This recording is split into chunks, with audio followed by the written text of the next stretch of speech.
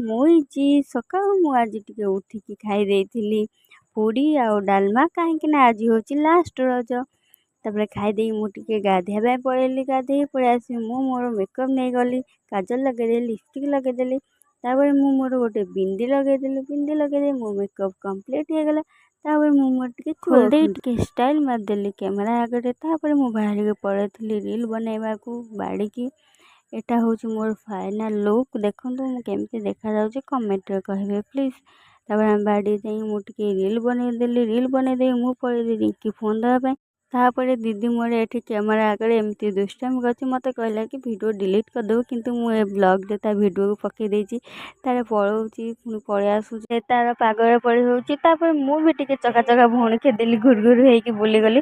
ତାପରେ ମୁଁ ଘରକୁ ପଳେଇ ଆସିଲି। ମୋତେ ବହୁତ ଜୋରେ ଭୋକ କରୁଥିଲା। ନାଇଟ୍ଟା ପିନ୍ଧି ଦେଇକି ମୁଁ ଟିକେ ବସିକି ଖାଇଦେଲି। ଖାଇଦେଇକି ମୋ ପୁଅ ଆସିଲା ଘରକୁ, ତ ମାନେ ମୋ ଦିଦିର ପୁଅ, ତା ପାଇଁ ଡ୍ରେସ୍ ଆଣିଥିଲେ ଗୋଟେ ବାବା। ତାକୁ ପିନ୍ଧେଇ ଦେଇକି ତାକୁ ଟିକେ ସଜ କରିଦେଲି।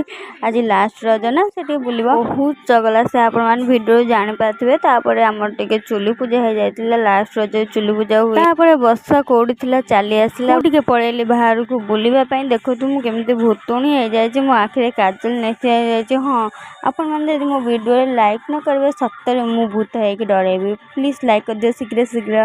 ଜୟ ଜଗନ୍ନାଥ।